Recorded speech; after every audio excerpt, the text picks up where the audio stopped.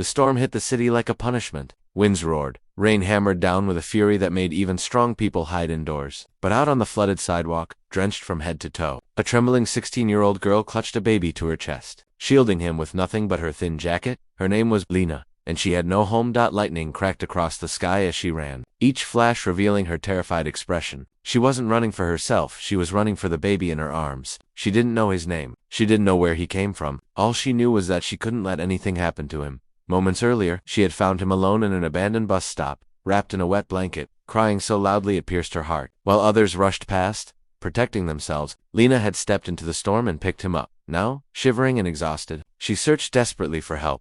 Across the street, through sheets of rain, a tall man stood under a large umbrella, staring in disbelief, his expensive coat soaked at the edges, his hair plastered to his forehead, yet he didn't seem to notice. His eyes were fixed on the girl struggling against the storm. His name was Adrian Cole, 34-year-old millionaire CEO and a single father. And the moment he saw Lena, something inside him broke open. A chance encounter. Adrian rushed toward her, splashing through the flooded streets. "Are you okay? Why are you out here with a baby?" he shouted over the storm. Lena froze, clutching the child even tighter. I found him. He was alone. "He's freezing," she cried, her voice shaking with fear and cold. "Come with me," Adrian said firmly. "You'll both get sick out here." She hesitated. She had been hurt before, talked down to, ignored, chased away from places she tried to rest. But the baby whimpered, and she knew she had no choice. Adrian guided her to his car, turned the heater on full blast, and wrapped both of them in warm blankets. He handed her a bottle of water and stared at her with a mixture of concern and curiosity. "What's your name?" "Lena." "And the baby?" "I don't know. I just found him."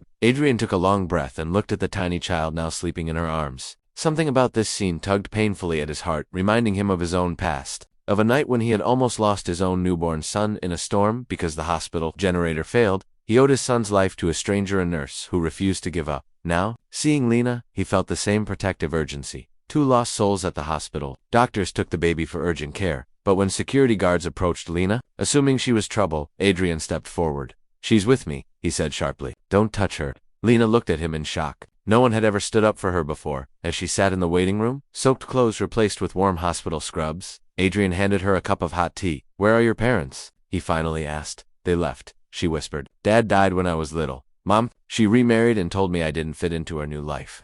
Adrian felt his chest tighten. "So I've been on my own since I was 13, she added. "I clean car windows, collect cans, sleep wherever I can. But today, when I saw the baby, I couldn't walk away." Tears filled her eyes, but she wiped them quickly. She had learned to hide weakness. "You're braver than most adults I know," Adrian said quietly. No one had ever said something like that to her. The baby's identity. A doctor approached them with gentle eyes. "The baby is going to be okay," she said. "He was malnourished and dehydrated, but he'll recover." Lena let out a shaky breath of relief. The next words, however, hit them both like a punch. "We also found something unusual," the doctor continued. "A hospital bracelet hidden inside the blanket. The baby was discharged earlier this morning. His mother abandoned him." Lena gasped. Adrian asked, "Is there a name?" The doctor nodded. "Oliver." "His name is Oliver." Lena whispered the name softly, as if memorizing it. Then the doctor added, "There is something else. His mother listed you as the emergency contact." "Me?" Lena's voice cracked. "I don't even know her." "Maybe she saw you. Maybe she trusted you,"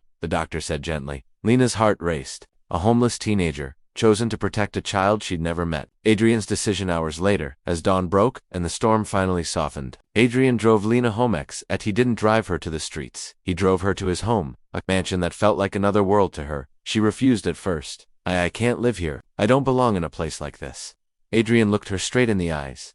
"You risked your life for a baby you didn't know," he said. "You didn't walk away like others. You deserve safety just as much as anyone else." When she still hesitated, Adrian added, "My son would want this. He knows what it's like to be saved by a stranger." Lena finally stepped inside, overwhelmed. The warmth, the soft carpets, the smell of food, it made tears spill down her cheeks. She covered her face, embarrassed. "You're safe now," Adrian said gently. "You're home?"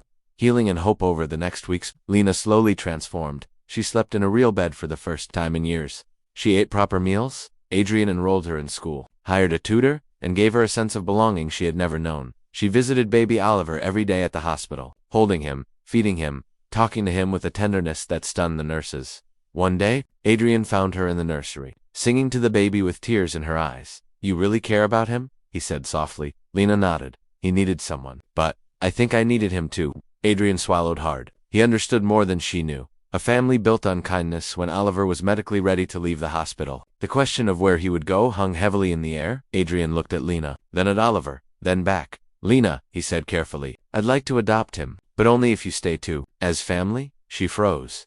Family? She hadn't had that word spoken to her in years. You saved his life, Adrian continued, and I want to give both of you the future you deserve. Her voice broke. You'd really want me. After everything? I already do, he said. You are brave, kind, and stronger than you know. Oliver needs you, and so do I. Tears streamed down her face as she whispered, Yes, I want to stay. Adrian pulled her into a hug, the baby safe between them. 3 broken hearts, finding healing in each other, a father, a homeless girl, and a baby who had been abandoned by the world. Together, they became a family. Final message? Inspirational ending. Sometimes, life puts the right people in our path at the exact moment we need them. Sometimes, the family we create is stronger than the one we're born into, and sometimes, a single act of kindness in the middle of a storm becomes the beginning of a miracle.